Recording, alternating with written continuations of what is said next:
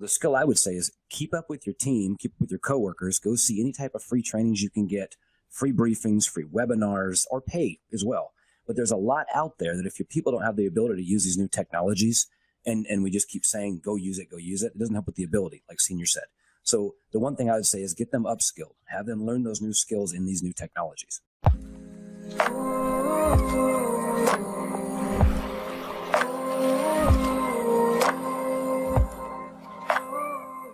Thank you for joining us today on this Friday. My name is Jessica Morgan, and I will be your host for today's event. You're joining us today for Organizational Leadership After Crisis. This will be a panel discussion today. Before we begin, I wanted to give you a little bit of information about the On24 platform. You'll notice some different boxes and apps. Feel free to move those around and minimize them. You can make the media player as big as you want. You can make the slides as big as you want. Obviously, since this is a panel discussion, the slides are just kind of there to help facilitate the conversation. If you happen to close any of the applications and you want to be able to find those again, at the very bottom, there's a menu bar there for you. Feel free to click on those and that will reactivate some of those boxes that you have closed. Take special note of the resources application. We have lots of great information there available for you to download. A lot of it is on HPI principles that we here at Lucas OPT use and integrate at our clients. And we're offering them to you as kind of a way to get a look into a fresh look in managing your organizations. We are joined today by four wonderful people. First is Chris Lucas. He is the VP and COO of Lucas Engineering and Management Services. Next, we have Joe Esty Sr. He is one of our Senior Performance Improvement Specialists. We also have Dale Walling. He is an additional Senior Improvement Specialist here with Lucas OPT. And last, we have Joe Esty Jr. He is one of our Performance Improvement Specialists.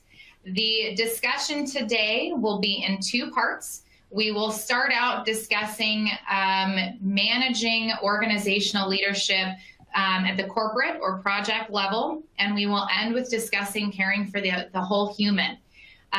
Please note there is a Q&A box available on the screen. So as we're talking, if you have any additional questions or want one of the panel members to clarify a point or discuss on that farther, please feel free to submit that in the Q&A box. We may respond directly to you. We may also incorporate into the conversation. We will have some time at the very end for Q&A as well. So to begin, you know, this last year was really difficult for all of us. The big crisis that we're all still top of mind is this COVID shutdown and the global pandemic and how that affected supply chains and our workforce and even our daily life. But that's just one of the many crises that we've experienced. I mean, all you have to do is look at the Texas ice storm that we recently experienced and all of the outcomes that were unexpected that came from that. So I want to open it up to the panel, guys. What are the priorities of a leader during a crisis? Well, I'll go ahead and kick off, Jess. For me, that answer is pretty obvious. The priority is your people. You know, in this business and in any business, your resources, your people are fundamental to your business. And when you have a crisis that either affects just your company or maybe it's affecting everyone around, like the COVID crisis, your people is your first order of priority in managing that crisis. And from there, everything falls out below that. Absolutely. Thanks so much. Junior, what do you think? Actually, I would definitely echo with that on Chris. Chris is a different position than I have been as far as a rank, so he sees it in a different perspective. But if I see a manager or a leader that is taking care of us first, and also being transparent.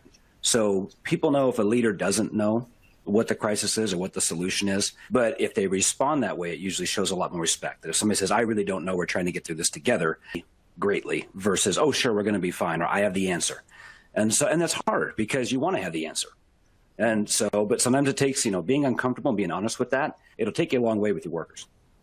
Absolutely. Dale, what do you think? What are the priorities during a crisis? Well, I echo both Chris and Joe on the priorities being the people and the transparency. I would go one step further and say it's not just the people, it's their safety. Think of it, when the crisis occurred, most of the businesses were looking to take care of their people. You saw the 6-foot dots in the grocery store. You saw the signs at the door that said, please wear a mask. Those were all looking out for the safety of not only the people who work in that environment, but also their customers.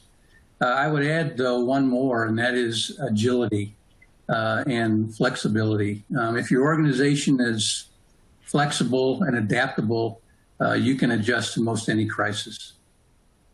Wonderful. Senior, what do you think?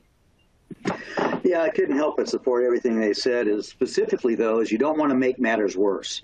And you can make matters worse by entering into a crisis with predetermined decisions that don't reflect the current conditions you're trying to handle. And what I mean by that is similar is not identical. Not all hurricanes are the same. Not all quarantines are the same. Not all responses to an operational incident should be the same. You've got to have a real critical thinking process so that you're well prepared to use it when a crisis shows up. Some of the ones that we use and teach are the SAFE dialogue, which is at this point in time, before we make a decision or put something into place that we'll regret later on, carefully think about summarizing the critical steps. That's the S in SAFE. Assessing the error likely situation or what might happen if that critical step is not properly carried out. The F would be foresee the likely consequence, and that's where decisions usually fall short because the decision is the end of the equation. Choice making is what you should be doing right now. You should be weighing your options as soon as possible and not heading into it with a decision that's already been made. And then the E in SAFE is evaluate your current level of defenses or controls, and are they working for you? Get a read from the feel of how well they're working for you. And so my first piece of advice shown to me and borne by experience is use a critical thinking process. Just don't react by making decisions you're going to regret later on. Now, the second one is what Joe Jr. said, is be transparent, which means to over-communicate properly. You can't tell enough. You can't tell people enough about what's going on to satisfy all their curiosity, but you do have to tell them what you do know. And I will share with you, there was a client who in the midst of a very large crisis kept sending out dual messages. They had a mantra that always said, you always have plenty of time to do the job safely. But then the crisis hit. And they still maintain that mantra at the beginning. You have plenty of time to do the job safely, but I'm going to call you back in 2 hours to see where you're at on that. So you have a mixed message. We can do it safely, but you better get something done. When really the communication should have been, we have time to do the job safely, and let me know what you need from us as a leadership team to help you. Not, here are demands on you, but how can we help you? What can we do to support you? Wonderful. We had a question come in. What are the things that you did as a leader for self-care and stress management in order to take care of your teams? Chris, I want to pose that to you. What did you do to take care of yourself and your stress when we got shut down last year? I guess I'll give a really honest answer to that. Is I probably did not do a good job of caring for myself. My tendency is the concern for others, and kind of building on what the guy said was, communication early and often of what even if you don't know the answer, because the crisis that we all faced during this last year, there was a lot of uncertainty, particularly in the middle, or in the well, I guess all the way through, but at the beginning of, how is this going to affect me? Am I coming to work? Do I have a job still? You know, there was a lot of uncertainty, and I didn't know all the answers. And so I tried to share what I did know, and, you know, reaffirmed that we were going to try to work our way through this as the information comes in. And yes, try to be reassuring that we're going to figure this out. We'll do it together.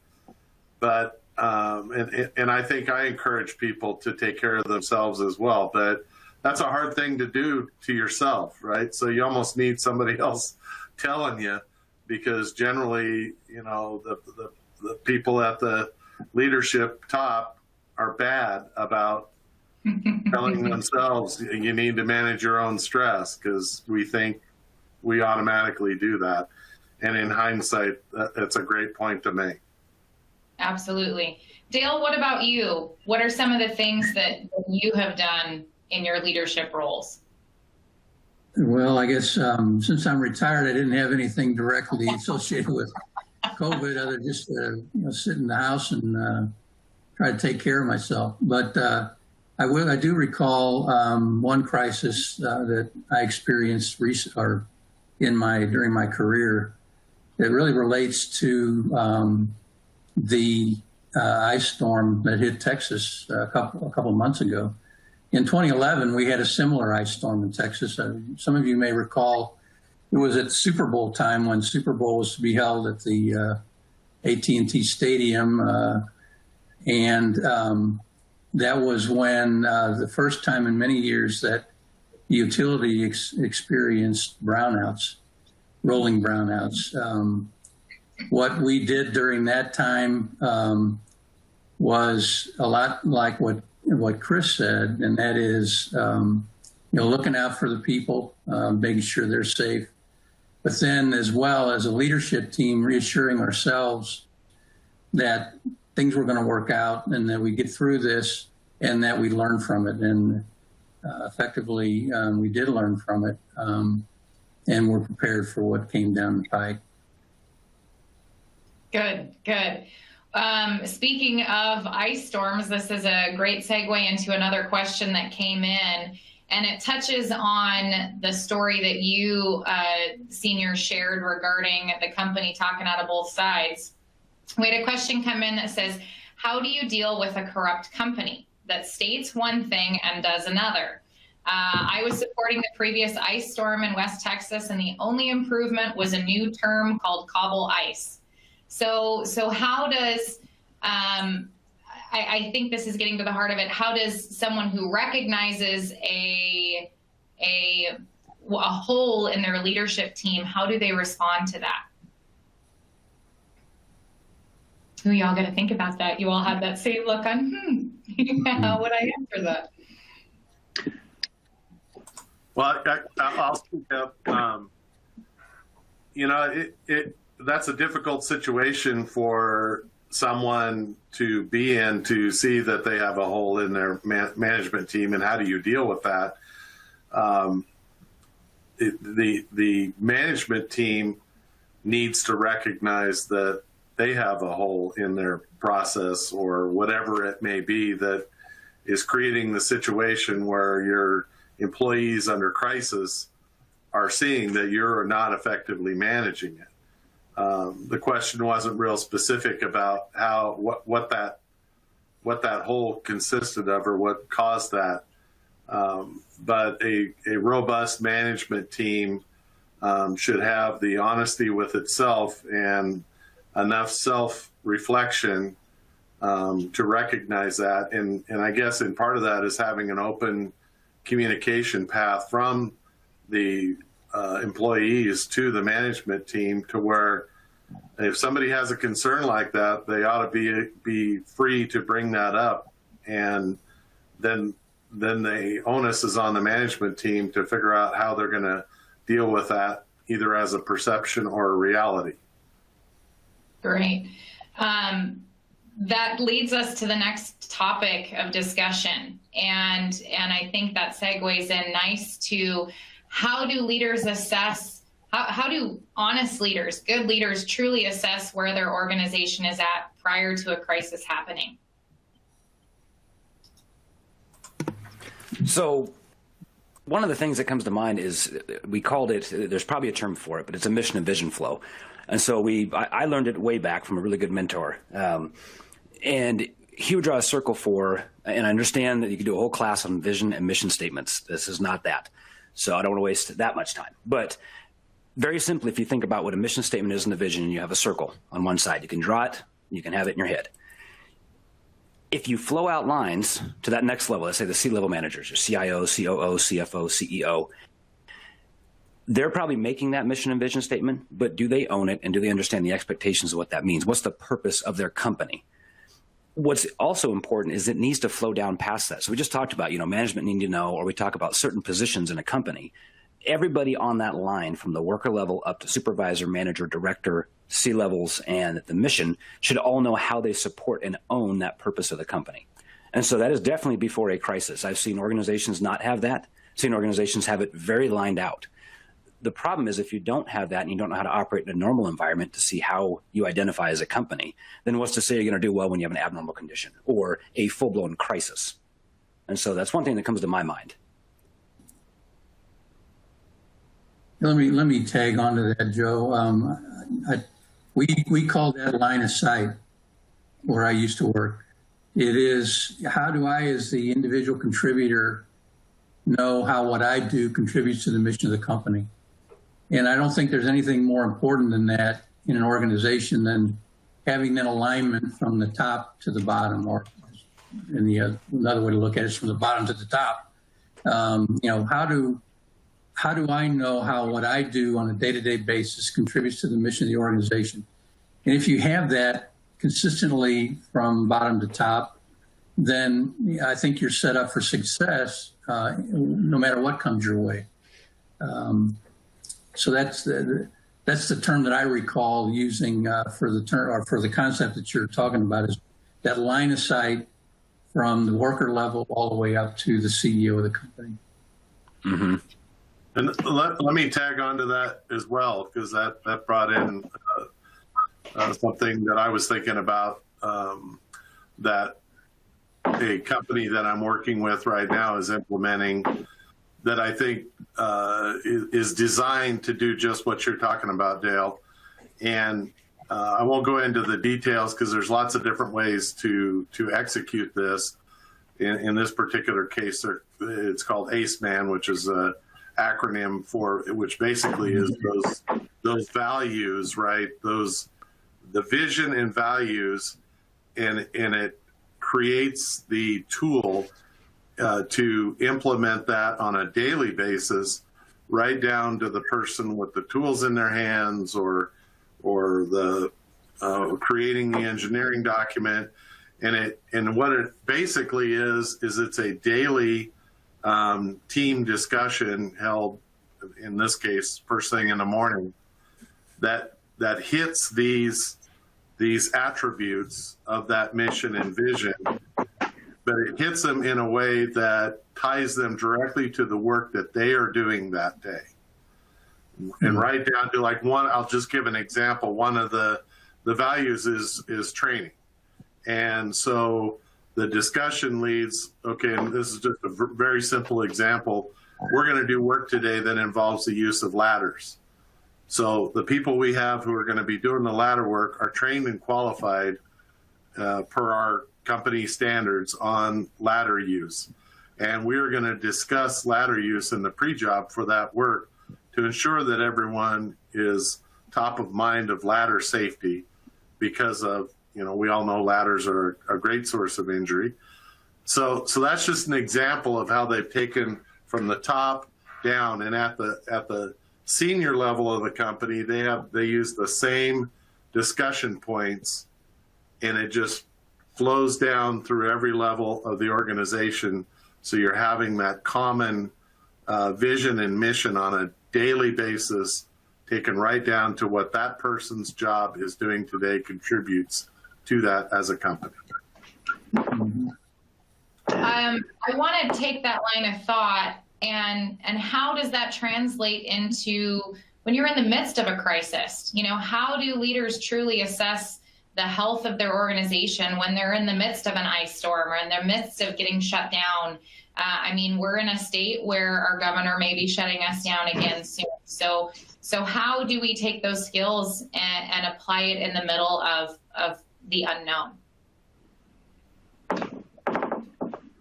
Well, to back up just for a second on the previous question, which will lead to this one, is you don't assess the organization through surveys and opinion polls.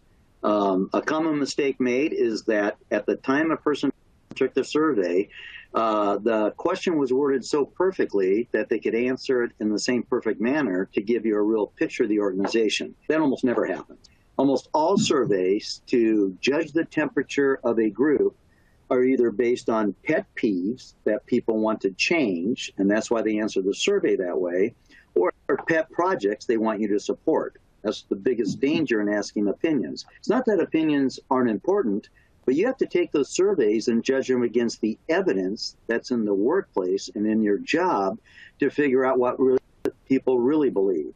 As the old saying goes, is if you really want to know what people prefer, you don't ask them, you look at their behavior. We all behave in accordance with our preferences, regardless of what we state otherwise.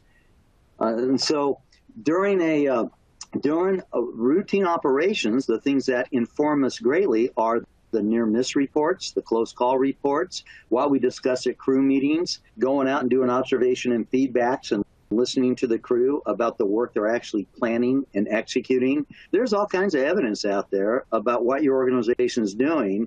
The weakest of evidence is asking for an opinion about how it's going. The strongest is to look at the evidence concretely on what's happening. So during a crisis, the same thing happens. So what's your concrete evidence? You need to have some what we call touch points, people in the field that will provide the conduit from where the people are at in the field handling the crisis to how it's working. So it's usually you need to start wearing masks and you need to maintain a social distance of 6 feet. Then you find out there are jobs where that's an impossibility. It can't be done, but I'm not saying anything because the directive is we have to do it. What you don't know won't hurt anybody else out here.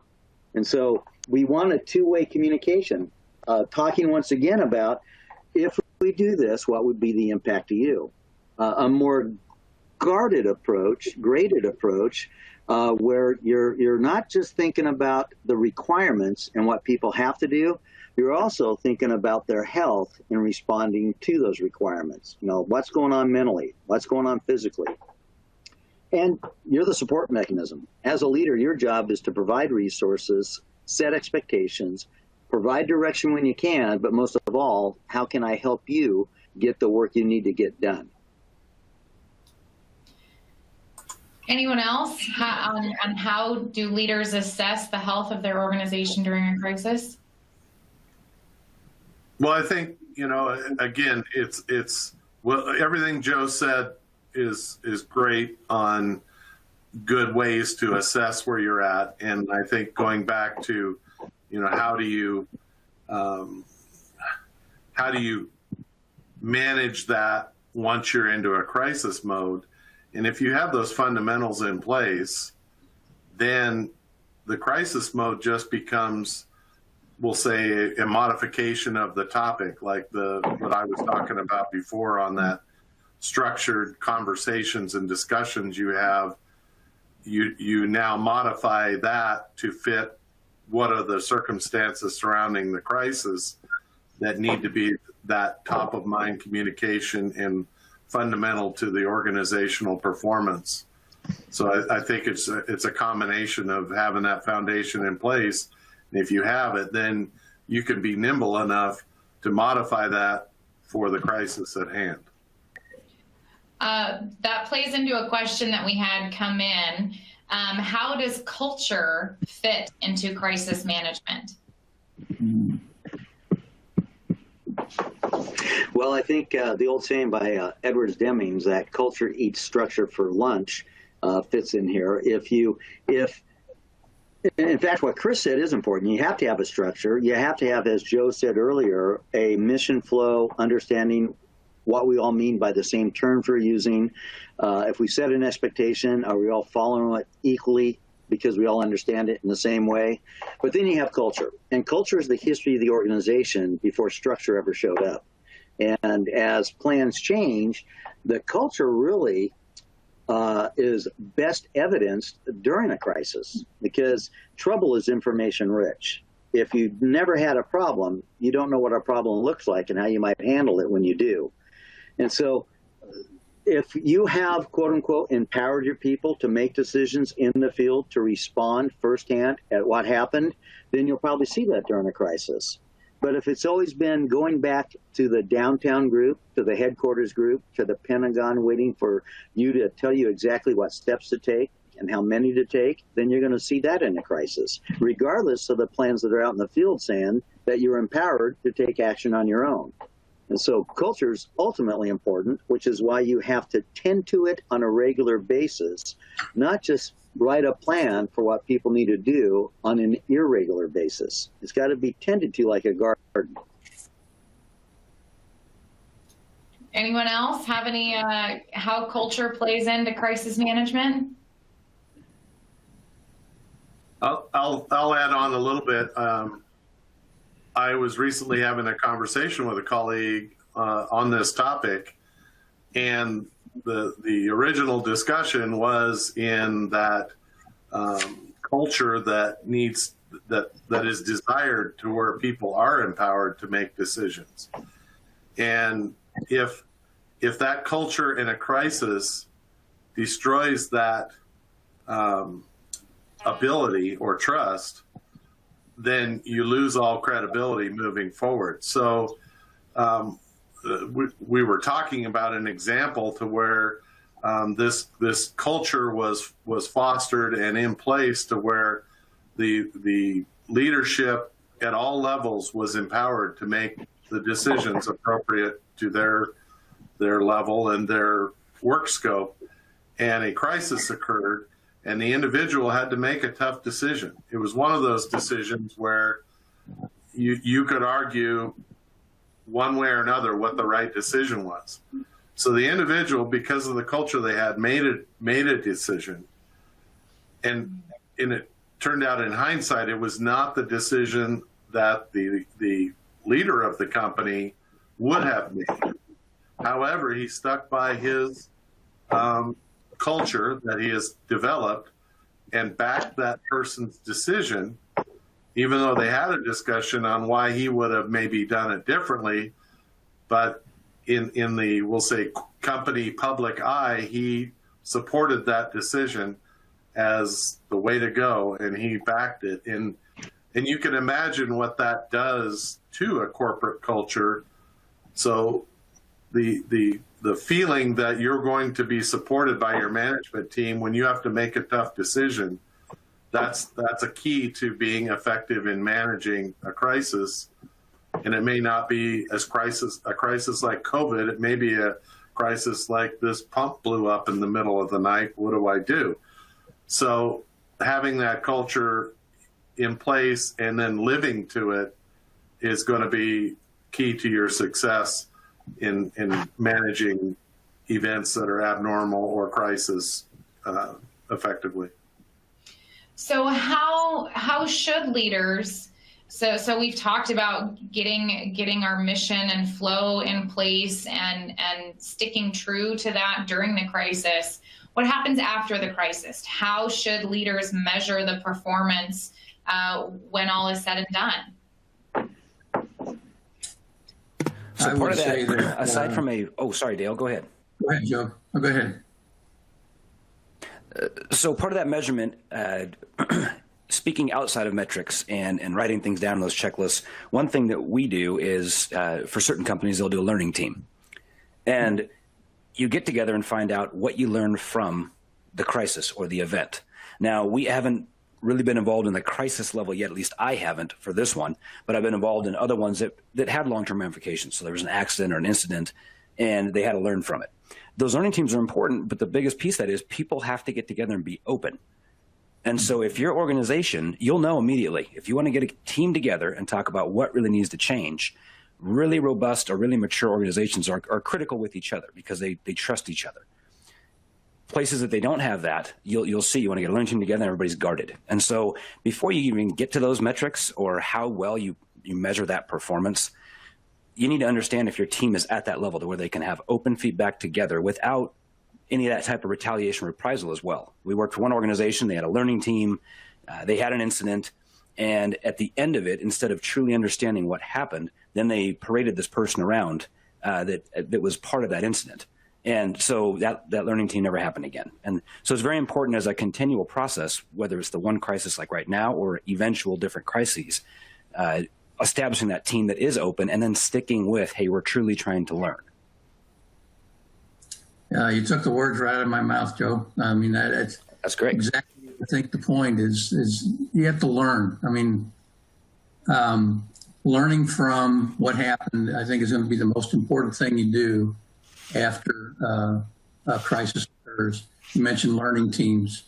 I can't remember who said it, but one thing that stuck with me through my career is blame is the enemy of understanding. You go into a situation, you're starting to point fingers, and you don't take the opportunity to learn from learn from what happened, you'll never get any better. So I think learning, what went well, what could we have improved upon, and then building that back into your processes, your expectations, so that you're better prepared for the next crisis.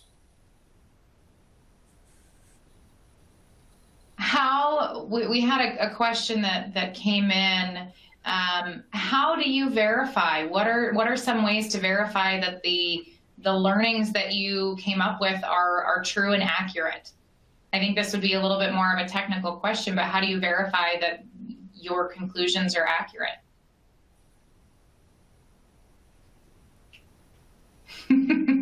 So Senior actually brought up part of it. Okay. The surveys alone don't do enough. And usually we'll see a problem in there because it's either a gut reaction or somebody's had an issue for a while and they bring it up in that survey. So the easiest way is anonymous, and that is valuable. But if you stop there, we never truly know and validate if that's a problem. And so we did a survey and followed up with interviews of over 600 employees in one organization. And we went in and validated those problems. And we validated them in groups. So we would do the work group, for instance, let's say electricians. Then we would do from the supervisor, work level, and manager. But you have to mix that up. And so we did, because we've seen multiple times, let's say there's somebody of authority in the room. Well, those problems might not come up as much, especially if you don't have a proper learning organization that's critical of each other. I don't mean that in a bad way. It's, truly questioning each other to help each other out as an organization. And so, yeah, validating that, definitely what we did is we went in the field multiple times. We were immersed in on the job with work evolutions to see if that was an issue.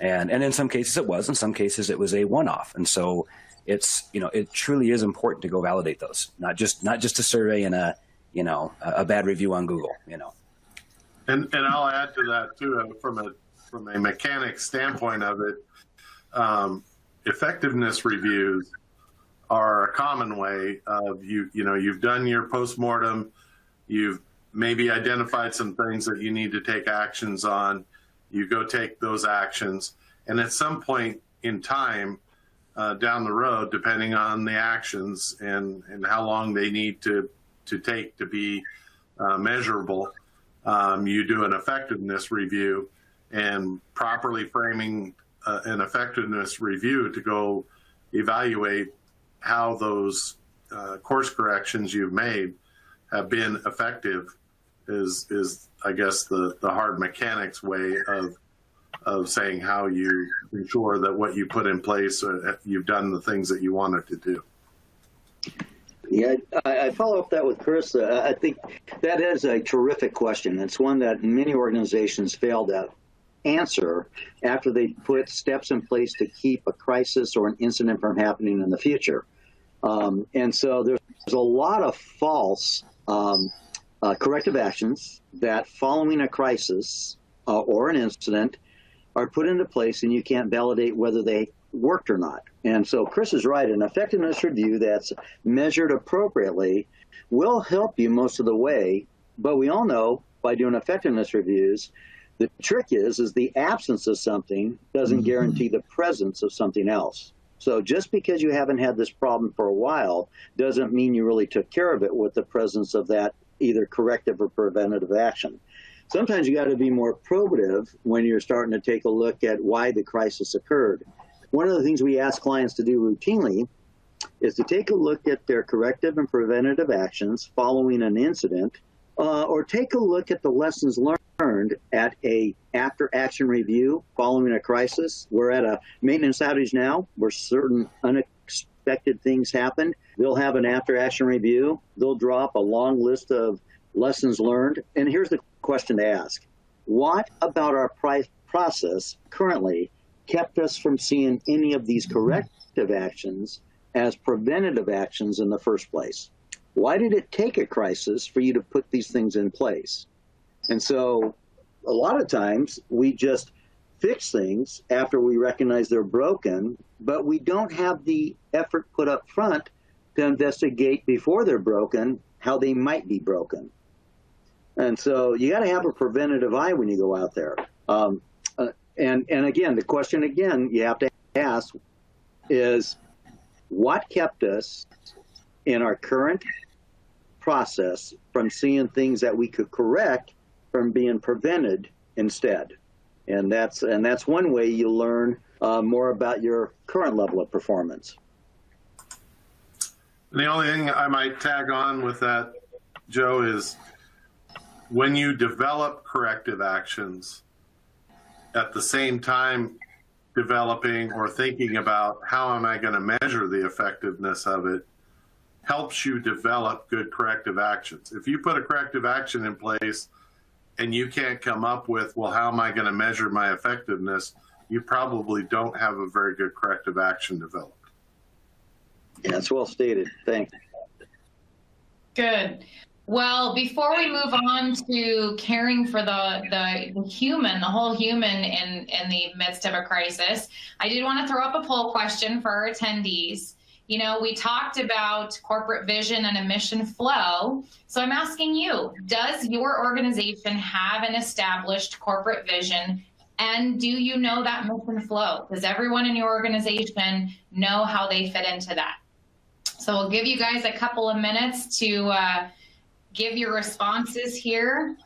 And guys, while they're doing that, do you have anything you'd like to add to kind of the mission flow and caring for the corporate, the organizational structure? I mean, it's a great question to ask because if the answer is no or don't know, you know, I'm not sure which is a worse answer, but if you don't know, obviously, if there is one, your company's done a poor job of communicating it. And if it's no, then, you know, it's a recognition that you need one. So. Absolutely. Looks like everyone has responded. And I will say I'm quite proud of all of our attendees. You all responded that you know what your corporate vision and mission flow is. So you're ahead of the game for a lot of people right now. So moving on to caring for the whole human. You know, this COVID shutdown and global pandemic really drove home that we work with people and our organization is built around people. So this is kind of an open-ended to all of you. How do you care for the whole human before, during, and after a crisis situation?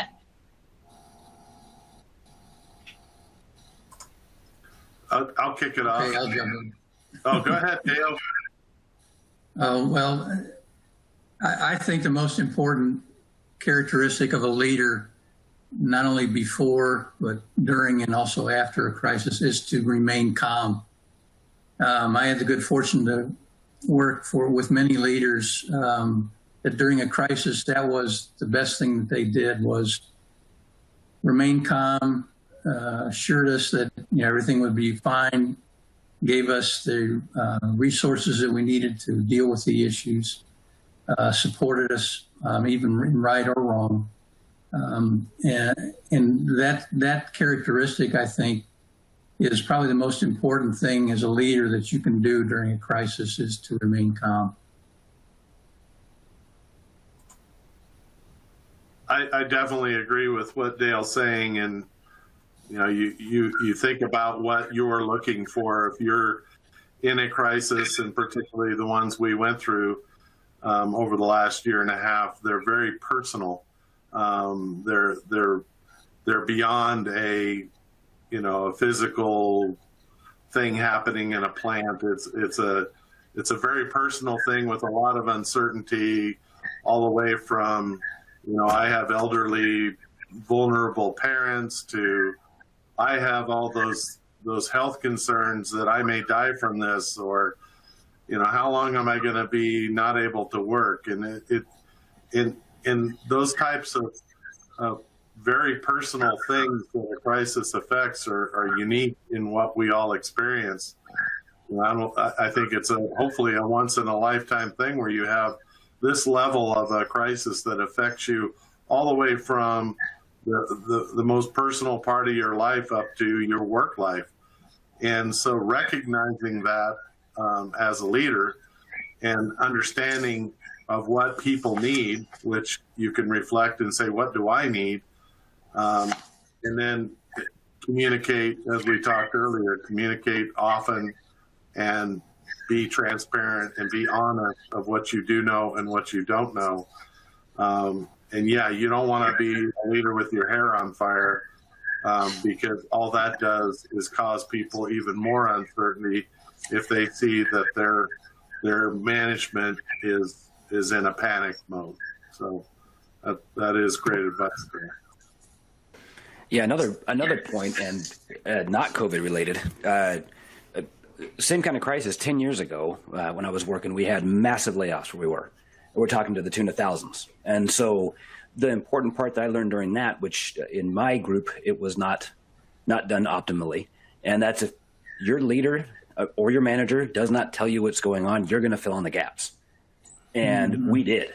We heard nothing, and we had so many rumors going on and so much panic. And that's exactly similar to what happened last year. If you think about how many stories and how many details you heard. So it's not just the pandemic. I've been through layoffs, been through firings, been through, different emergency situations like building fires and stuff. If you don't let your people know and take care of them and try to truly support them, they're going to fill in the gaps themselves. And sometimes that is going to be horrible. If you go days or weeks doing that, which in the one case it did, then everybody's stressed, and now you're never going to get them back. So as a leader, like I said, even if you don't know at the start of this, being transparent about that, but going back and talking to those people as people. Everybody has a family or friends or a house or something they're invested to on a personal side, and the work is going to affect them. And that's every one of us. Yeah, I think it breaks down to really human performance as we know it. And that is, people are successful for two reasons. They want to be, and they're able to be. And quite honestly, during crisis, we tend to try and take care of the heart, the wanting to be, without paying attention sometimes to the head, how they're going to be able to master the new skills, the new conditions, and overcome the obstacles they're going to face. So research has shown that there's a fallacy behind people resisting change, and that people just don't like to change because it requires more effort. And that's not true. People don't like change when they don't see a benefit in it. It's all effort and no benefit. Well, that's not going to work for anyone. And so when we start asking people to work from home or to have remote meetings or whatever number of recovery steps are taken during the crisis, it isn't that they're resisting change. We're shaking their confidence. You see, confidence is important. People like to make confident decisions and take confident action because currently they're competent. Now, when you start playing with somebody's confidence, you are playing with their competence. Pretty soon, they believe they're not going to make the decisions they ought to be making. They're on shaky ground every day after that. How are you going to measure my performance when I don't see you at the office anymore? And instead, by proximity, we only see each other once in a while in a Zoom meeting. There's all kinds of things that are going on. A wise leader would tend to take care of the head equally with the heart by helping people be more able to accomplish the things we're asking them to do, to have mastery over the work that they need to do. And if we've asked them to change the way they do work, the way they plan work, and the way they measure what they've done during work, then we got to have a way to help them do those things, to accomplish those things. And it can't be slogans and it can't be mottos.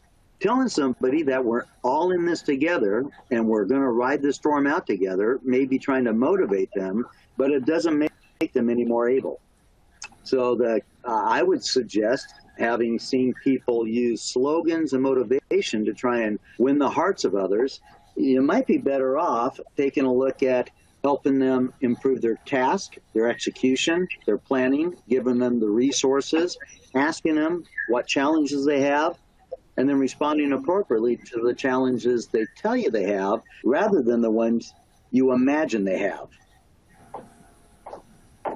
Joe, where do you see training fitting into that?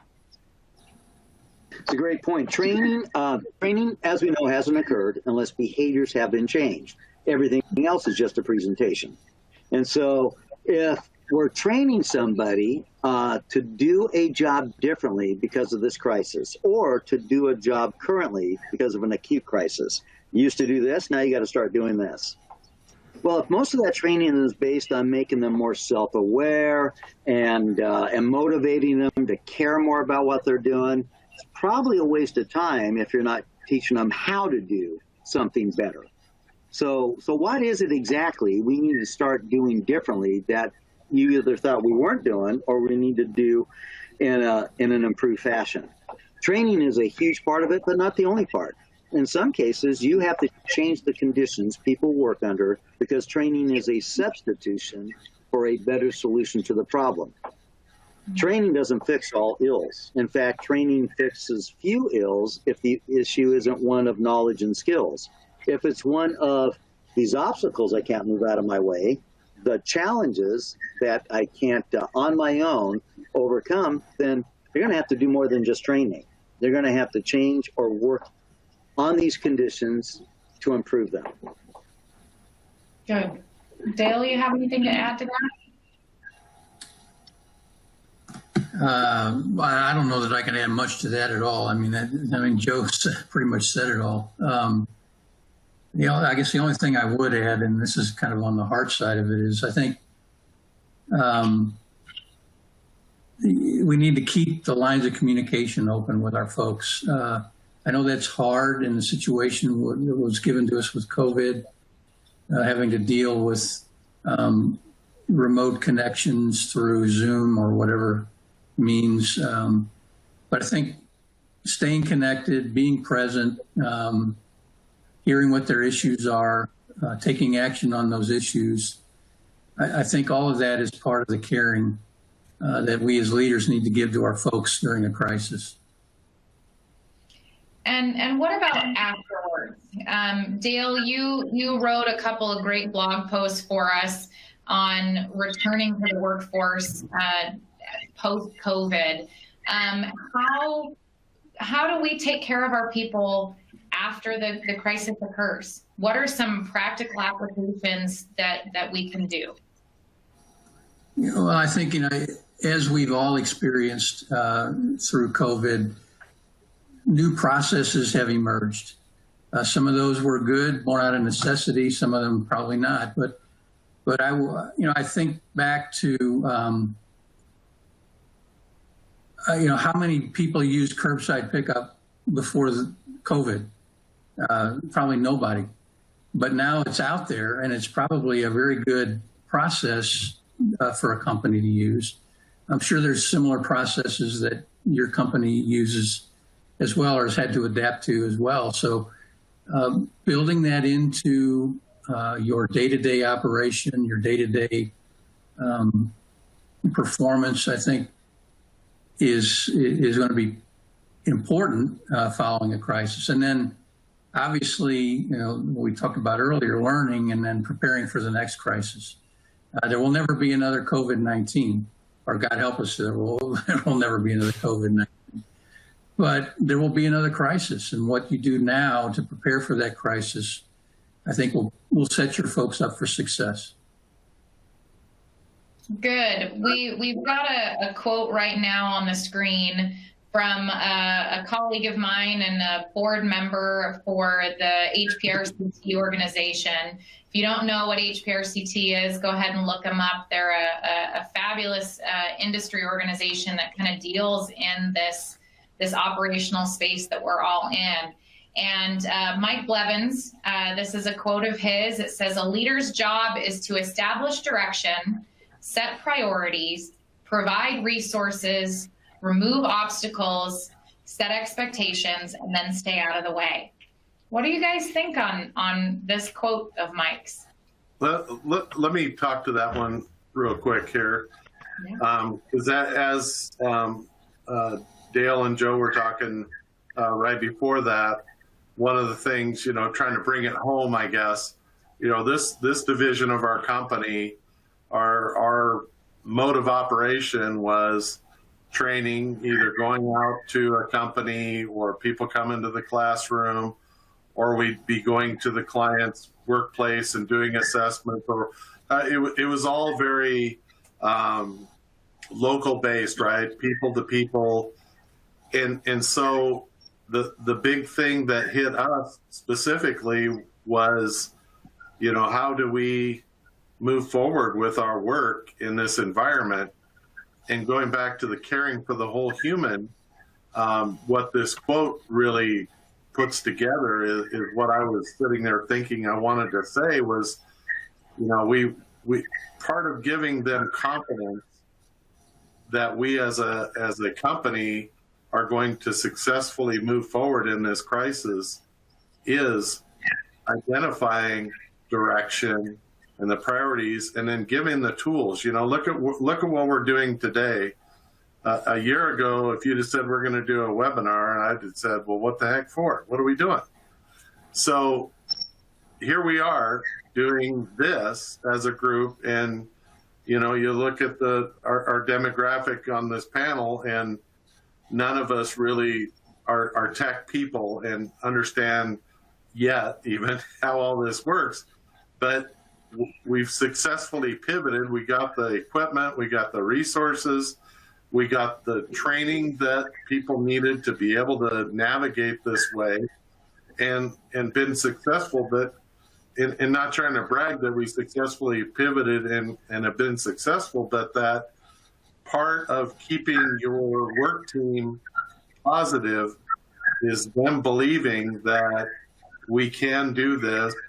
We will support the tools. We'll set the direction. You tell us what we need. Because I tell you, it wasn't me that came up and said, here's everything we need to successfully move forward.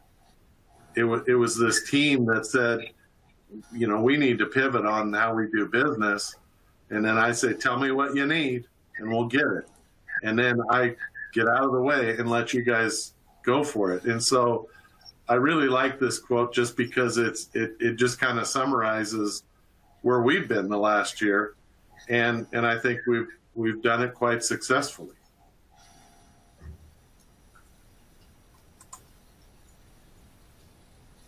Good. Anyone else have any comments on Mike's quote for us? Well, I would just say that it matches what I said earlier and what certainly Chris just reinforced, and that is this is all about the head. This is all about concrete steps you can take. This isn't about winning hearts. It's about solving problems. And it's important to take care of those hearts when people begin to feel depressed or this is never going to end.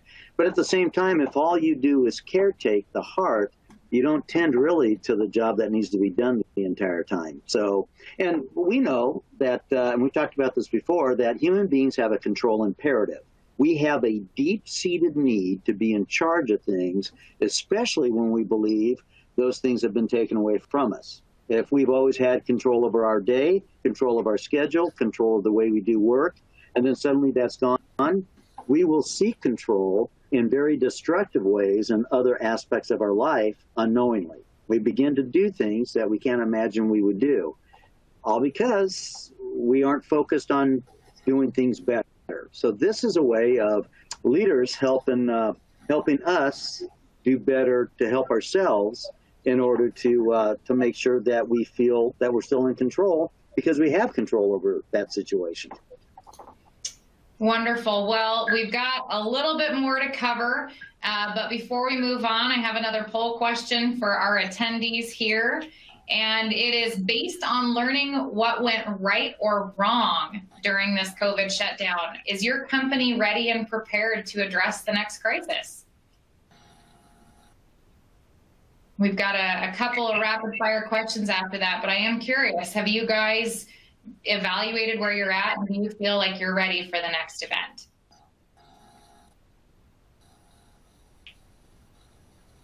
All right.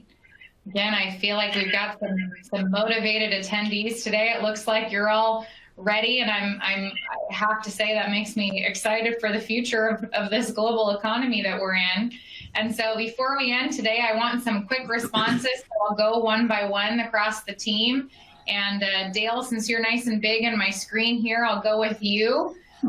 What is one thing that you practice or recommend leaders do in a distributed workforce, when your workforce is not all in one place? What's one thing that you practice or recommend that they do? Stay connected / check in frequently, be present. I think I've said it before, but stay connected to your folks, even if they are distributed, as the word in the question is stay connected with them. Good. Senior, what do you think? What's one piece of advice or practice that you do?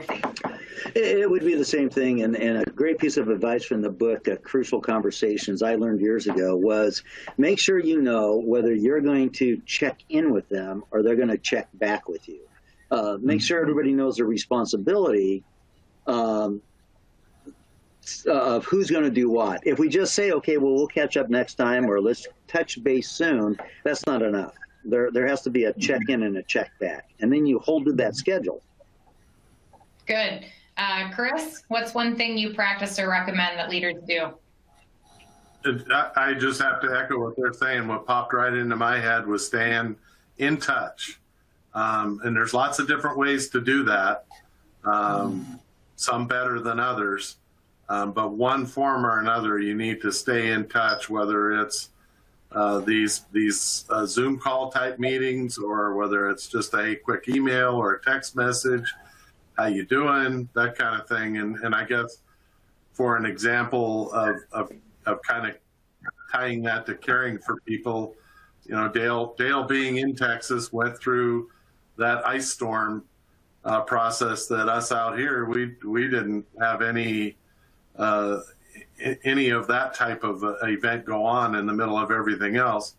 So I know I did, and I saw others did, tried to stay in touch with Dale and how's he doing?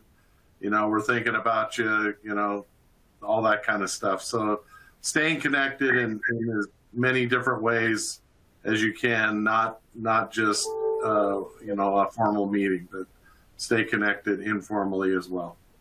Good. Junior, you got anything to add to that?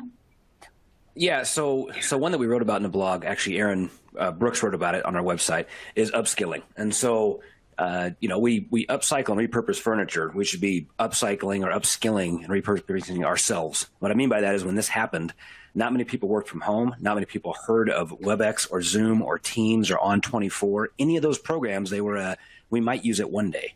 And then this hit, and it was like a catalyst effect. I mean, just everybody had to use it.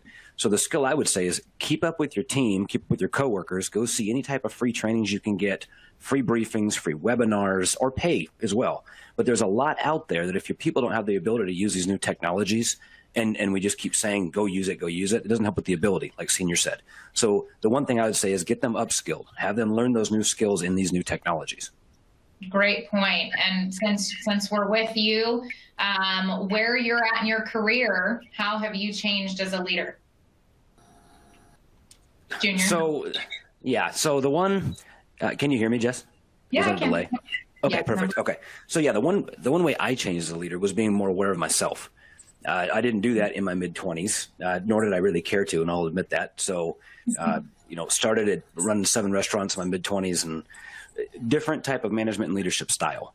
I took a great class that did some emotional quotient or EQ training. And before I took that, I really didn't think much of it, I'll be honest. And after I did it, I completely realized that I was not aware of how I was behaving or how I was observed by my workers or by my peers. And not that it was bad, not that I was a tyrant or something, but there's things that you can work on if you're aware of yourself. So the more I've learned as a leader is that I need to be aware more about what I do and how I'm perceived and how, how I look to other people versus just, not worrying about it. So that's a big one for me. Good. Dale, where you're at and your lovely retirement there, how did you change over the course of your career? I guess that's a better way of asking that question. Yes, it is. But when I first took a leadership position, I felt like I had to know all the answers. I had to be the one that answered all the questions. And what I realized was that all the answers were with the team. And all I needed to do was bring out the best in the team. And that took a while. I'm an engineer by degree or by education, so I'm a problem solver. So I want to solve all the problems. And Mike's quote really resonated with me. As a matter of fact, I had it on my wall for 20 years of my career. And that is establish direction, set priorities, provide resources, remove obstacles, set expectations, and then stay out of the way because your folks will perform. They'll respond. Good. Senior, what about you? Yeah, I wish you would have asked me before you asked Dale, because that was everything I was going to say. So thanks, Dale. I think, like Dale, I was promoted from the ranks. So I started at the tools and then at the control room. And when you're put in a leadership position, you usually think it's because you're good technically at what you do. Mm-hmm. And unfortunately, companies do that. They promote people because technically they understand the process. That doesn't make you a good leader. And so because you got there based on your proficiency, you under the illusion that you are a sage on stage, not a guide on the side, as they say. And you need to be a guide on the side. And so I would say that I have learned more, especially recently, about leading through questioning rather than leading by providing the answer. And people I think, gravitate towards that. Lead by questioning, not by providing the answer. Wonderful. Chris, we're a little over our 1 hour mark here, but I want to touch base with you. And how have you changed as a leader over the course of your career? Well, I guess I look at myself as being very fortunate. It didn't feel like it at the time.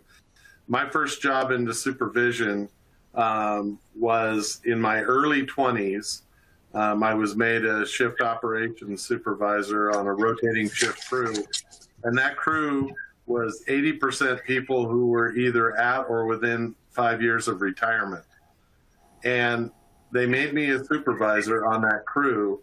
So early on, I knew I do not know everything, and I need what these guys know for me to be successful. So I had the great fortune of not being in a position where I had to think I knew it all, because that was an impossibility. And so I think maybe that's where I started learning the skill that it's the people that are where you take care of. So I just started taking care of the crew, and they took care of me, and it worked. And I just kind of maintained that throughout.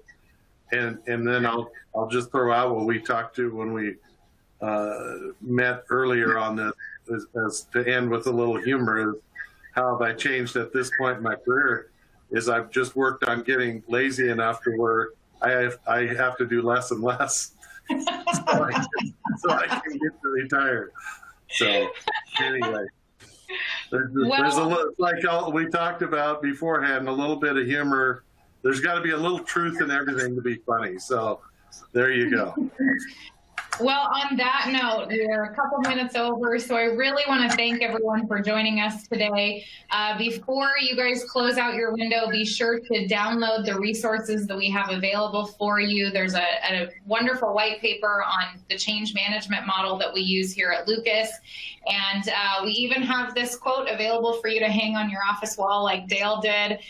Again, I'd like to thank you all for joining us. Be sure to follow us on LinkedIn and YouTube and Facebook, or stop by our website at lucaslpt.com.